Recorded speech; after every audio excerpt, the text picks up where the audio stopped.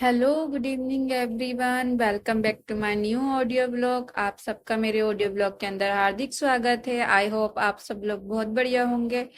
मैं RRCQ इनके साथ आपका स्वागत करती हूँ। आज की जो स्टोरी है बहुत ही उसके अंदर सस्पेंस होने वाला है, बहुत ही मजेदार होने वाली है। और ये स्टोरी एक स्टोरी ही नहीं, रियलिटी पे निर्धारित है। इस स्टोरी का जो मेन शीर्षक है वो ये है कि हमें हमेशा अपना लाइफ पार्टनर ध्यान से चुनना चाहिए और कैसे ही आंख बंद करके हर किसी पे भरोसा नहीं करना चाहिए। चलिए अब हम स्टोरी की शुरुआत करते हैं और प्लीज इसको एंड तक जरूर सुने। अगर आप बीच में स्किप कर करके सुनेंगे तो आपको बिल्कुल समझ में नहीं आएगा कि स्टोरी में मेन कैरेक्टर कौन था। चलिए स्टार्ट करते हैं।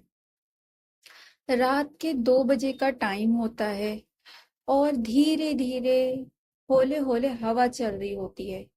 मगर 2 बजे के टाइम भी मैं सो नहीं पा रही थी। एक अजीब सी बेचैनी हो रही थी, जैसे कि कुछ होने वाला है। तभी अचानक से मेरा फोन बजा। एक अनोन नंबर से कॉल आ रही थी। वैसे मैं अनोन नंबर रिसीव नहीं करती हूँ। मैंने नॉर्मली ऐसी कॉलों को इग्नोर करती हूँ। लेकिन उस रात पता नहीं मुझे क्या हुआ, मैंने वो कॉल रिसीव करी। मैंने बोला हेलो। फिर उधर से कोई रिप्लाई नहीं आया। मैंने दोबारा थोड़ी आवाज तेज करके बोला हेलो, कोई है?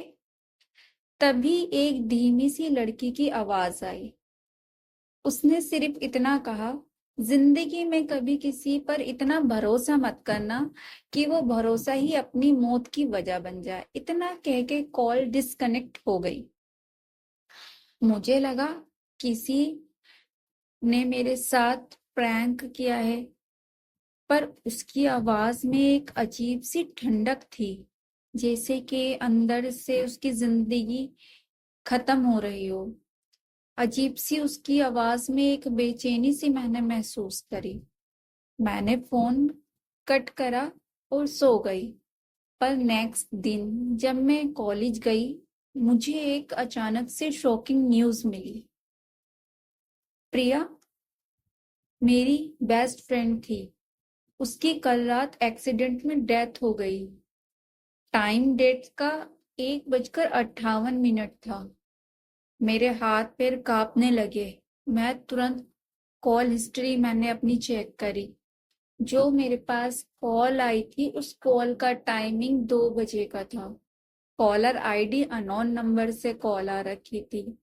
मैं समझ नहीं पा रही थी क्या प्रिया ने मुझे मरने से पहले कॉल किया था या कुछ और था। फिर ऐसे ही टाइम बीतता रहा। कुछ दिन बीते। फिर कुछ दिन बाद अचानक से फिर एक कॉल आया। वही सेम नंबर, वही सेम आवाज। अगले नंबर तुम्हारा है, उसने ये कह के तुरंत कॉल डिस्कनेक्ट कर दी। तब से मानो मेरी जिंदगी में अजीब अजीब सी चीजें होने लगी। कभी दरवाजा खुद ब खुद खुलने लगा, कभी लाइट ब्लिंक करने लगी। और एक दिन तो मुझे प्रिया के बैग से एक डायरी मिली जिसमें लिखा हुआ था, मैंने जिससे प्यार करती थी उसी ने मुझे धोखा दिया और मुझे मार दिया। मैंने उस डायरी के आखिरी पेपर पर नाम देखा तो अर्नव नाम था। वही अर्नव जिसे मैं 2 महीने से डेट कर रही थी। मैंने तुरंत उसके घर गई, लेकिन मैंने वहां जो देखा वो मेरी दुनिया हिला देने वाला था। उसके कमरे में मैंने प्रिया की तस्वीरों से भरा हुआ एक वॉल देखा, जिस पूरे वॉल पर खाली प्रिया की तस्वीर थी और उसके सामने जला हुआ एक छोटा सा दिया था, जैसे कि मानो प्रिया को श्रद्धांजलि दे रहा हो। और उस पे एक लाइन का नोट लिखा हुआ था, मैंने उसे दोबारा पाना चाहता हूँ, इस बार किसी भी हाल में। मैं डर के मारे वहां से भाग गई और तब से उस नंबर से ना कभी कॉल आई, ना मैसेज आया और ना दोबारा कांटेक्ट हुआ उस नंबर से। लेकिन आज भी जब मैं फोन बजता है मेरा रात को 2 बजे, मैं कांप जाती हूँ। पता नहीं वो प्रिया का कॉल था या किसी मौत का। मैं आज तक समझ नहीं पाई हूँ। और इस कहानी का अभी तो ये शुरुआत है। इस कहानी का एंड अभी नहीं होना था।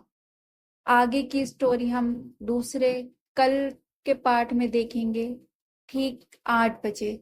तो अगर आप सब लोगों को ये स्टोरी अच्छी आई हो और इसका आप एंड जानना चाहते हो कि एंड में क्या हुआ, तो प्लीज मेरे चैनल को सब्सक्राइब करें, लाइक करें और मुझे सपोर्ट करें और ज्यादा से ज्यादा इसे शेयर करें। और हाँ, कल रात 8 बजे का जो व्लॉग है उसे जरूर सुने, ताकि आपको पता चले कि इस स्टोरी के एंड में क्या होता है, कौन गलत होता है, कौन सही होता है। अगर अर्नब सही था तो उसकी डायरी में ऐसा क्यों लिखा था कि अर्नब ने मुझे मारा है?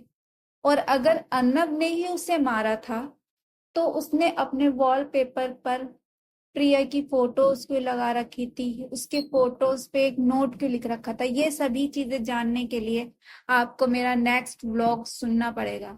चलिए मिलते हैं कल 8 बजे इसी व्लॉग के पार्ट सेकंड के साथ। चलिए अब तक के लिए इतना ही। Bye, good bye.